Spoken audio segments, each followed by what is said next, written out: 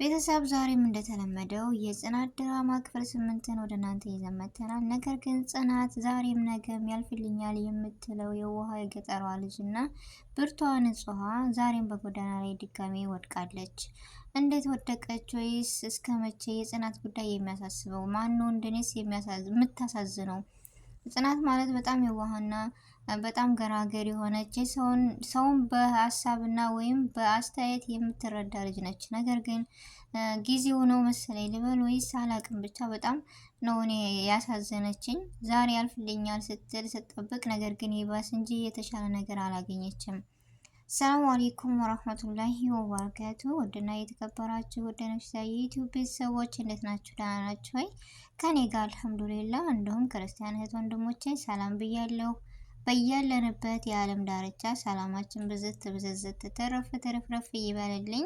አላህ ሀገራችንን ሰላሟን፣ አንድነቷን፣ መተሳሰብ መከባበርን ይመልስልን። ሁላችሁም በዱዓ በጸሎት እንበርታ። ውድ ቤተሰቦቼ ለቤቴ አዲስ የሆናችሁ ሰብስክራይብ ማድረጋችሁን እንዳትረሱ፣ እንዲሁም ነባር ቤተሰቦቼ ስለምትሰጡኝ አስተያየት ላይክ፣ ሼር፣ ኮሜንት እያደረጋችሁ ስለምታበረታቱኝ ከልብ አመሰግናለሁ። ዛሬም ነገም ብርታታችሁ አይለይ ነው የምለው። ነባር ቤተሰቦችም ደግሞ አዳዲስ ነገሮችን ታገኛላችሁ፣ ትደሰታላችሁ እላለሁ እና እስከ መጨረሻው አብራችሁን ቆዩ። ዛሬ ትወዱታላችሁ እየተስፋ አለኝ።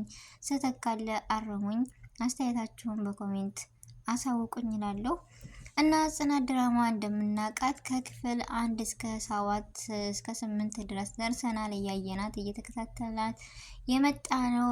በጉጉት የምንጠብቀው በጣም አሪፍና ውድ ከተባለ አንዱ ነው እና እኔ የጽናት ድራማ ብዙ ነገሮችን በህይወት እያለ ድራማ ሳይሆን እውነተኛ ታሪክ እያለ ነው ይህ ነገር። በነገራችን ላይ ስንቶቻችንን ይህ ነገር እውነተኛ አለ ብለን እንዳይዳርገን የምናልፈው ወይም የማናስበው ነገር፣ ግን ይህ ነገር እኮ ትክክለኛ የሚሰራ ነው። ዛሬ እኔ ጋር ወይም እናንተ ጋር አልደረሰብኝም ብላችሁ ማሰብ የለባችሁም። እያንዳንዷ ይህ ነገር ያለፈበት ህይወት አለ እና ጽናት ያን ሁሉ ውጣ ውረድ አልፋ ዛሬ ላይ ጎዳና መውጣቷ ደግሞ ምን አይነት ነው? አገሯ ሄደች፣ ተመለሰች፣ እንደገና ከክሮቤል ገባች። ነገር ግን አሁንም ጎዳና ለብታለች። መጨረሻዋስ ምን ይሆን? ፓስፖርቷ እንደምታዩት ተሳክቶላታል። ነገር ግን መጨረሻዋ የሚሳካላት አይመስለኝም። ለምን እንዳያችሁት ሆዷ ገፍቷል ምናምን ታውቃላችሁ። እርጉዝ ከሆነ ደግሞ መሄድ አችልም። የክሮቤል ማዘር በጣም ነው የምትወዳት የምታከብራት። ነገር ግን እሷ ደግሞ ትምህርትሽን ከሰዓት ልትማሪ ብላ ቃል ገብታላታለች።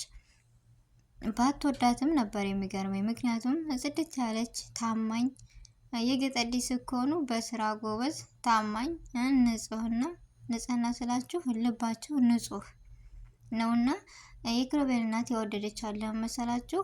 በቃ ታማኝ ሁና ቤቷን እስከዛ ዛሬ ድረስ ልጇን እስከ ዛሬ ድረስ ስለያዘችላት በጣም ነው ወደደቻት። ከልጆች ላለይሽ ብላ ቃል ገብታላታለች። ግን ምን ታደርጉታላችሁ? ልጅ እንደ እናቷ ይሆናል። ያው የእሷ ልጅ ክሮቤል ሆነና፣ ነገር ግን የጽናትን ክፋት የጽናትን ደስታ አላቅም ዝብርቅርቅ የሚያደርግ እንኳን እሷን እኛን ግራ ያጋባል ልጅ ክሮቤል ነው። ምክንያቱም አንድ ይወዳታል እንዳለ እንደዚህ ያመናጭቃታል፣ አይወዳትም እንዳለ ብዙ ነገሮችን እናያለን። ስለዚህ የዚህ እንደኔ ራሱ የክሮቤል ግራ ያጋባው ማን ነው? እስኪ ሁላችሁም እኔ በሉኝ እና ከሱ ይልቅ ናሆሚ ይሻለኛል። የናሆሚ የሆነ ነገር ምንም ለጥቅም ይሁን ለእውነታ አናቅም፣ ግን የሆነ ነገሮችን በሀሳብም ሆነ በምን ሊግባባትና ሊረዳ ችሏል። አሁን እሷም ጽናትን በፊት የምጠላው ናሆሚ እየወደደችውና እየቀረበችው ነው ያለችው። ለምን? ክሮቤል ፊት ስለሚነሳት። ቀረብኩ ስትለው ይርቃታል፣ ራቁ ስትል ይቀርባታል። ግራ ስለገባት ናሆሚን ቀርባለች። ነገር ግን ፓስፖርቷ ምናምን እንደዚህ እንትን ብሎላታል እና ክሮቤል ብር ሲሰጣት ሲያይ በፀራራ ፀሐይ ምናምን እኔ ነኝ አለቃሽ እንዳትወጪ መቅናት ተጀመረ ይለዋል። እዚህ ነው እኔ እንጃ እውነቱን ለምን አይናገርም? ከወደዳት መናገር አለበት የምትሉ ማክበር አለበት። ጽናትን ያክብራት። እንደዚህ ብሎ ነው እንደ ውዴታ እያመናጨቀ ምናምን። ስለዚህ ለምን? ሁለተኛ ደግሞ እሷ የቤት ሰራተኛ አለቃ እንጂ እኔ ቤት ሰራተኛ ስለሆንክ አሰሬ እንጂ በህይወቴ አለቃ አይደለም ብለዋለች። ወይኔ የገጠር ልጆች እኮ ስንባል አንናገር። በነገራችን ላይ ዝምተኛ ነን፣ ስራችንን በደንብ እናሰራለን፣ ንጹህ ነን፣ ክፉ አናስብም፣ ግን ሲደርሱብን አንነካም ባይነን። ስለዚህ ጽናትም አሰሪ እንጂ የህይወቴ አለቃ አይደለም አለችው። ተገቢ መልስ ነው የሰጠችው። ግን ነገም ዛሬም አይገባውም ልጁ ምን እንደሆነ አላቅም። እና ቤቲ ደግሞ ይቺ ምን ብዬ ልናገር? በቃ ቤቲ የምትባል ልጅ ቅጥል እያደረገች ነው እኔን። እኔ እንጃ። እሷ የከቴ ልጅ ነች፣ ነኬን ጽናት የገጠር ልጅ ነች። ሲታያዩ ግን ምንም እንደው የልብ ንጹህና ይበልጣል እንጂ ስሙ ብቻ ነው ያላት። ምክንያቱም ጽናት ጽድት ያለች ልጅና ጎበዝ ቆንጅዬ ነች። ስለዚህ ክሮቤልን በጣም ትወደዋለች ከምንለው በላይ። እንደዛ እያጣፋት ምናምን ተመልሳ ትመጣለች። አትሻቢ ነው።